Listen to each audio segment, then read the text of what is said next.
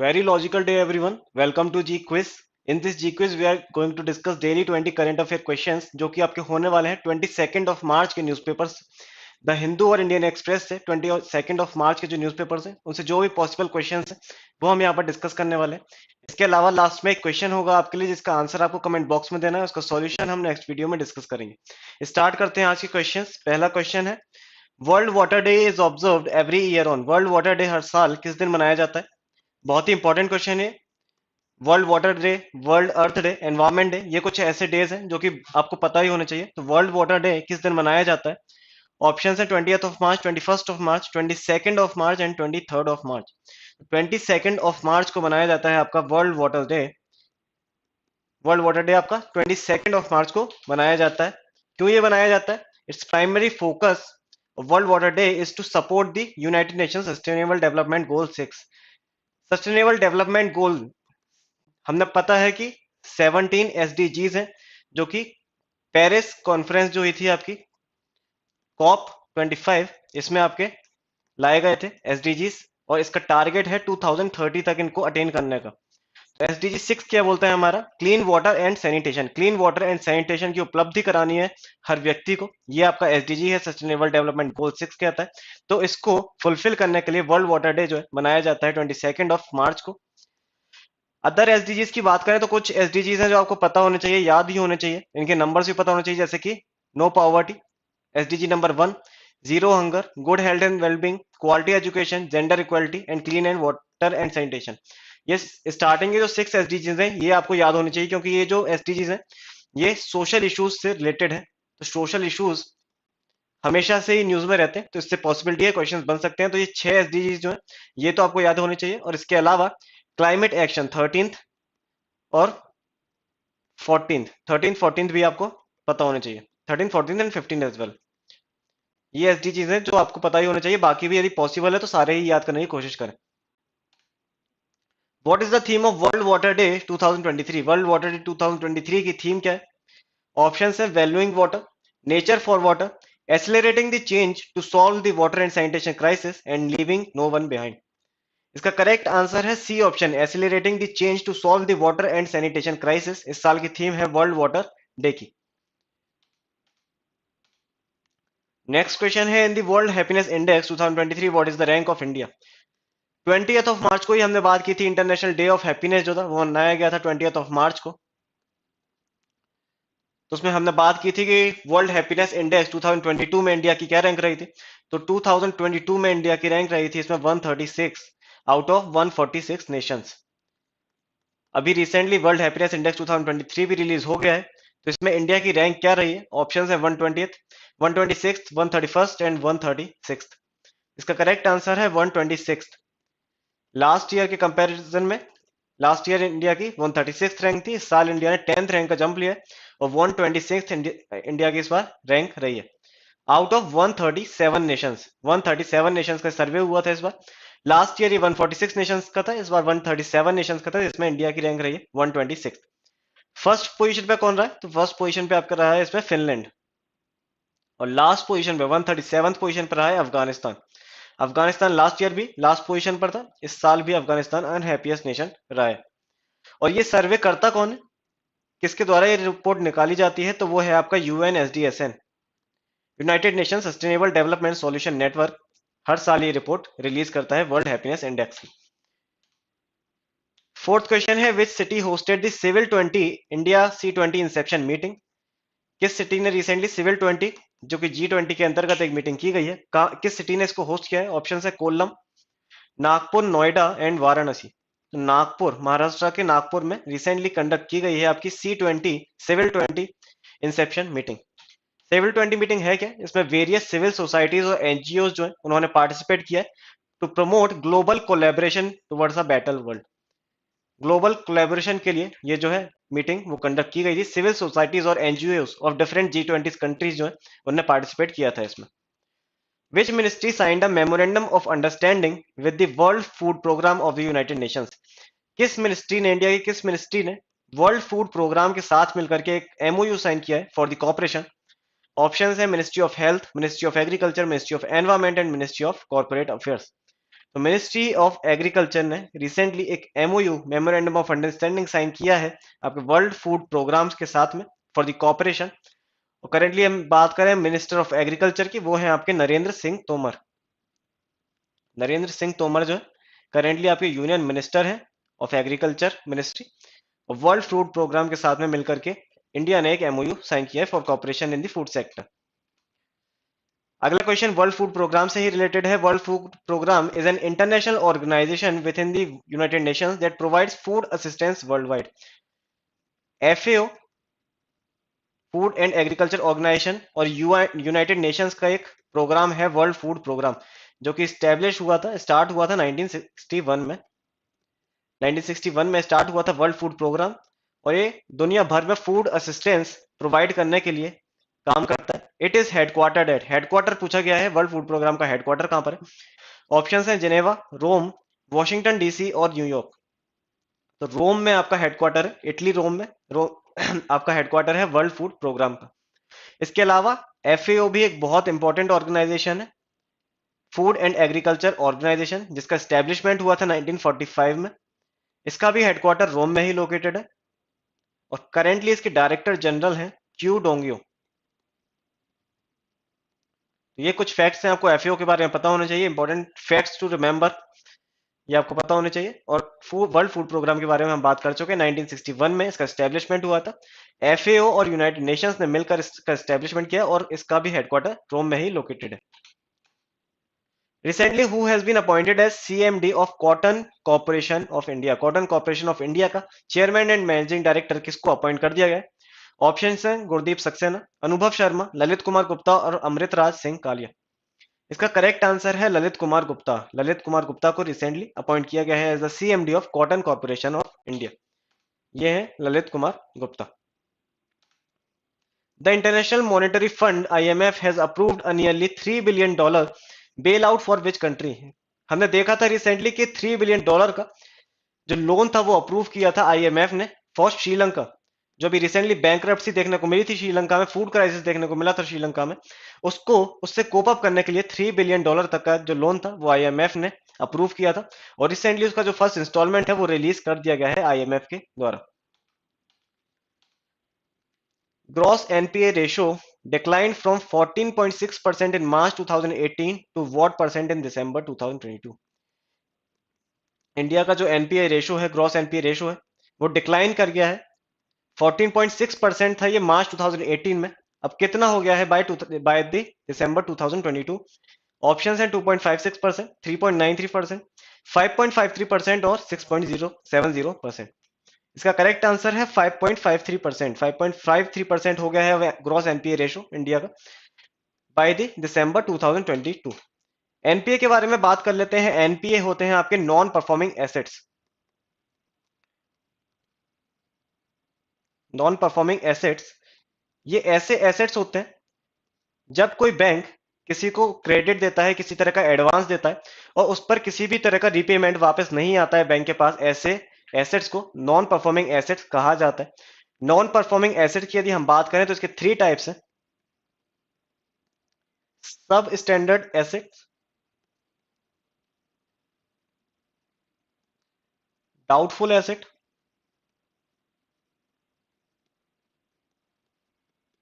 And lost asset. सब standard assets क्या होते हैं? जब कोई लोन होता है वो 90 डेज से 12 मंथ तक उस पर किसी भी तरह का रीपेमेंट नहीं आया है, 12 मंथ से पहले, 12 मंथ या 12 मंथ से पहले किसी भी तरह का रीपेमेंट उस पर नहीं आया है, तो उसे सब स्टैंडर्ड एसेट की कैटेगरी में रखा जाता है। इसके बाद डाउटफुल एसेट उसको नाम कब दिया जाता है? जब 12 मंथ के बाद 12 महीने जब हो जाते हैं किसी लोन को और किसी भी तरह का रीपेमेंट उस पर नहीं आ रहा है, तब इसको डाउटफुल एसेट की कैटेगरी में रखा जाता है।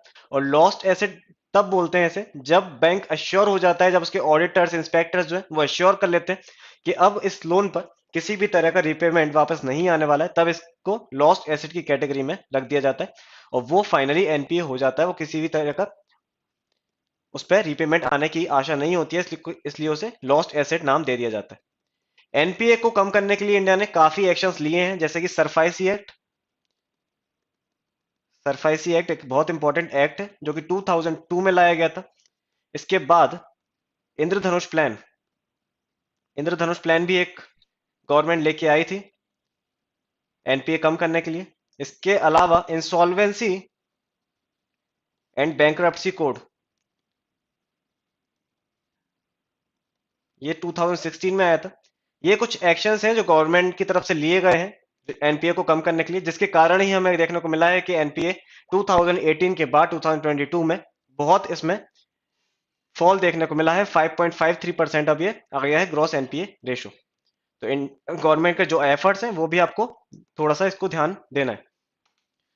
Which of the following committee is related to NPA, NPA से रिलेटेड कौन सी कमिटी है इनमें से? ऑप्शन है Saksham committee, Shanti committee, Sashakt committee और शक्ति कमेटी। इसका करेक्ट आंसर है सशक्त कमेटी।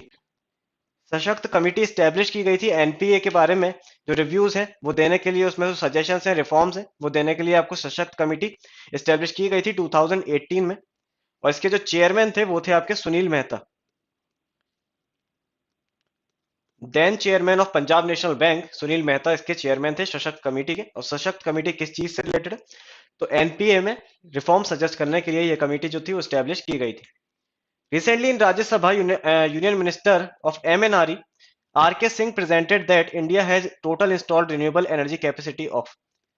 राज्यसभा में recently union minister of renewable energy जो है हमारे आर.के. सिंह, उन्होंने प्रेजेंट किया है कि इंडिया के पास कितनी रिन्यूएबल एनर्जी कैपेसिटी है आपकी करेंटली। ऑप्शन है 125.62 गीगावाट, 137.82 गीगावाट, 149.64 गीगावाट और 168.96 गीगावाट। तो ये बहुत इंपॉर्टेंट फैक्ट है, बहुत इंपॉर्टेंट है ये आपको एग्जाम पॉइंट ऑफ व्यू से। 168.96 गीगावाट जो है करंट कैपेसिटी है इंडिया की रिन्यूएबल एनर्जी की। बहुत ही इंपॉर्टेंट डेटा है।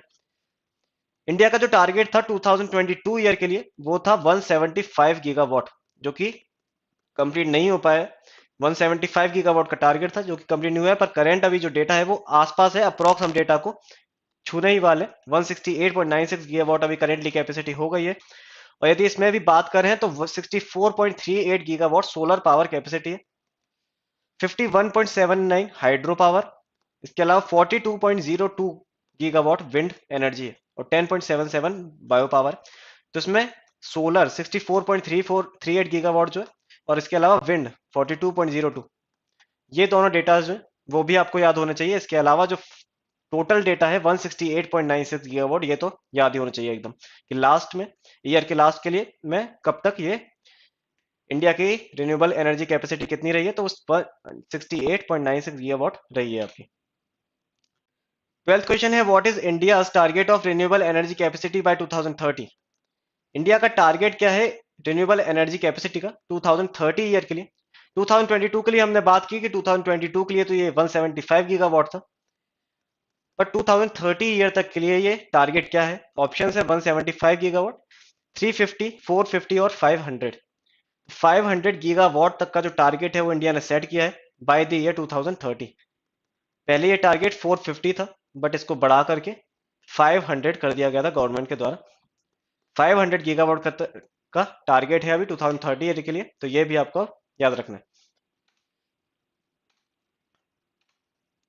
Which stadium will be renamed after Indian women hockey captain Rani Rampal?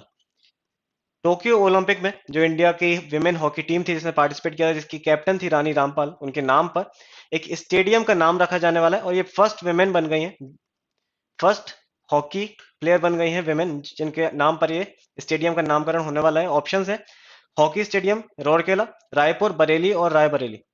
किस स्टेडियम का नाम बदल के रखा जाने वाला है इनके नाम पर? तो इसका करेक्ट आंसर है हॉकी स्टेडियम रायबरेली। रायबरेली का जो हॉकी स्टेडियम है उसका नाम बदल के रानी हॉकी टर्फ रखा जाने वाला है। ये है आपकी रानी रामपाल और स्टेडियम का नाम होने वाला है रानीज गर्ल्स हॉकी टर्फ। तो ये आपको याद रखना है कि रायबरेली का स्टेडियम है जो इनके नाम पर, रानी रामपाल के नाम पर रखा जाने वाला है। India signed an agreement with which country to design Bandra Kurla bullet train station? Bandra Kurla bullet train station को डिजाइन करने के लिए रिसेंटली इंडिया ने 3000 करोड़ का एक अग्रीमेंट साइन किया है। किस कंट्री के साथ में साइन किया गया? ऑप्शन है ऑस्ट्रेलिया, जापान, यूएसए और साउथ अफ्रीका। तो जापान के अभी prime minister Fumio Kishida India के विजिट पर आए हुए थे, जिनके साथ में ये अग्रीमेंट साइन किया गया है इंडिया के द्वारा to design Bandra Kurla bullet train station. Recently INS Androth launched from Kolkata it is the INS Androth recently launch किया गया है कोलकाता से। क्या है ये, किस तरह का वेसल है या फिर क्या किस तरह का वॉरफेयर है? ऑप्शन है submarine, anti submarine warfare, aircraft carrier and frigate. इसका करेक्ट आंसर है anti submarine warfare. Anti submarine warfare है एक 8 एंटी सबमरीन वॉरफेयर सीरीज है जिसका सेकंड एडिशन है ये। इसका जो फर्स्ट वॉरफेयर था वो था आईएनएस अन्नाला। आईएनएस अन्नाला जो था, ये इंपॉर्टेंट क्वेश्चन है कि आईएनएस अन्नाला जो है वो फर्स्ट है in the series of 8 anti submarine warfare. इसके अलावा आईएनएस एंड्रोथ जो है वो सेकंड इन द सीरीज है। इसकी लेंथ है 77.6 मीटर लॉन्ग और विड्थ है इसकी 10.5 मीटर। ये डेटा इतने इंपॉर्टेंट नहीं है, एक बार देख सकते हैं, बट ये जो है आईएनएस अन्नाला ये बहुत इंपॉर्टेंट है कि फर्स्ट इन द सीरीज कौन था, तो वो था आपका आईएनएस अन्नाला और सेकंड है INS Androth. Which country has recently commission it's first submarine base? किस कंट्री ने अपना पहला सबमरीन बेस जो है वो स्टार्ट किया है रिसेंटली? ऑप्शन है पाकिस्तान, बांग्लादेश, मलेशिया और मालदीव्स। इसका करेक्ट आंसर है बांग्लादेश। बांग्लादेश ने, बांग्लादेश की जो पीएम है शेख हसीना, उनके नाम पर रिसेंटली स्टार्ट किया गया है, कमीशन किया गया है पहला सबमरीन बेस और इसका नाम भी बीएनएस शेख हसीना ही रखा गया है। प्राइम मिनिस्टर जो है उन्हीं के नाम पर रखा गया है इसका नाम। Recently which metro honoured with Asia book of record certification? India की किस मेट्रो को Asia book of record certification से ऑनर किया गया है रिसेंटली? ऑप्शन है मुंबई, न्यू दिल्ली, नागपुर और जयपुर। इसका करेक्ट आंसर है नागपुर। नागपुर मेट्रो को Asia book of record certification जो है वो रिसेंटली उससे ऑनर किया गया है इन दी 3 डिफरेंट कैटेगरीज। 3 कैटेगरीज में ये ऑनर जो है वो दिया गया है। क्या क्या है 3 कैटेगरी? तो पहली है आपकी longest length of metro rail corridor construction in shortest time. Second है first solar PV system in metro rail project for integrated consumption. And third is heaviest single span double decker steel bridge truss over railway track in urban area. तो ये 3 categories है जिनके लिए honour किया गया है Asia book award. 18th question है the national security act has been invoked against pro Khalistan radical Sikh preacher Amritpal Singh. Amritpal Singh पर recently NSA national security act, जिसे रासुका के नाम से भी जाना जाता है, ये रिसेंटली लगा दिया गया है अमृतपाल सिंह के ऊपर। When was NSA introduced? NSA कब इंट्रोड्यूस किया गया था? ऑप्शन है 1951, 1965, 1980 और 1991। तो 1980 में जो है वो आपका इंट्रोड्यूस किया गया था NSA national security act. National security act किस पर लगाया जाता है? तो it is an act that empowers the government to detain a person if the authorities are satisfied that he is a threat to national security और to prevent him from disrupting public order. जब authority satisfy हो जाती है कि कोई person जो है वो नेशनल सिक्योरिटी के लिए थ्रेट हो सकता है, तो उस पर नेशनल सिक्योरिटी एक्ट जो है वो लगा दिया जाता है। तो इतना आपको नेशनल सिक्योरिटी एक्ट के बारे में पता होना चाहिए। एक तरह का प्रिवेंटिव डिटेंशन का ही एक्ट है ये। प्रिवेंटिव डिटेंशन के लिए एक्ट है कि जब अश्योर हो जाते हैं कि ऐसा कोई पर्सन जो कि नेशनल सिक्योरिटी के लिए थ्रेट बन सकता है, तो उस पर ये एक्ट जो है वो लगा दिया जाता है। और 1980 में ये इंट्रोड्यूस किया गया था, इतना आपको पता होना चाहिए। 19th क्वेश्चन है protection against arrest and detention is mentioned under which article of the constitution of India? Protection against arrest और डिटेंशन किस आर्टिकल में मेंशन? ऑप्शन है आर्टिकल 20, 21, 22 और 23। तो आर्टिकल 23 में आपके मेंशन है protection against arrest and detention. और आर्टिकल 22 में दो तरह के डिटेंशन जो है वो मेंशन किए गए, एक है प्यूनिटिव और एक है प्रिवेंटिव। अब जान लेते हैं कि प्यूनिटिव क्या है और प्रिवेंटिव क्या है। प्यूनिटिव डिटेंशन एक ऐसा डिटेंशन है जिसमें कोई पर्सन जो है वो ट्रायल कर लिया गया है और कन्विक्शन उसका कोर्ट में हो गया, उसके बाद उसको पनिश किया जा रहा है, तो ये आपका प्यूनिटिव डिटेंशन की कैटेगरी में आएगा। बट प्रिवेंटिव डिटेंशन में किसी भी तरह का ट्रायल या कन्विक्शन कोर्ट में नहीं किया गया है, बट ऐसी आशा है कि वो जो पर्सन है वो कोई क्राइम कर सकता है इन द नियर फ्यूचर, तो उस पर ये प्रिवेंटिव डिटेंशन जो है वो लगाया जाता है। उसे किसी तरह की पुरानी गलती के लिए कोई सजा नहीं मिल रही, बट उससे ऐसा एक्सपेक्टेशन है कि वो कोई क्राइम कर सकता है इन द नियर फ्यूचर, इसलिए प्रिवेंटिव डिटेंशन उस पर्सन पर लगा दिया जाता है। Which state becomes first state to pass right to health bill? Right to health bill recently किस स्टेट ने पास कर दिया है? ऑप्शन है राजस्थान, उत्तर प्रदेश, गुजरात और उत्तराखंड। तो राजस्थान ने रिसेंटली पास कर दिया है आपका right to health bill. Right to health bill एक ऐसा बिल है जिसमें जो भी लोग हैं स्टेट के उनको फ्री मेडिकल सर्विसेज जो है वो प्रोवाइड की जाएंगी in government as well as private hospitals और गवर्नमेंट हॉस्पिटल्स में दोनों ही जगह मेडिकल सर्विसेज जो है वो फ्री अवेलेबल कराई जाएंगी वहां के सिटीजन को, स्टेट के जो रेसिडेंट्स हैं उनको।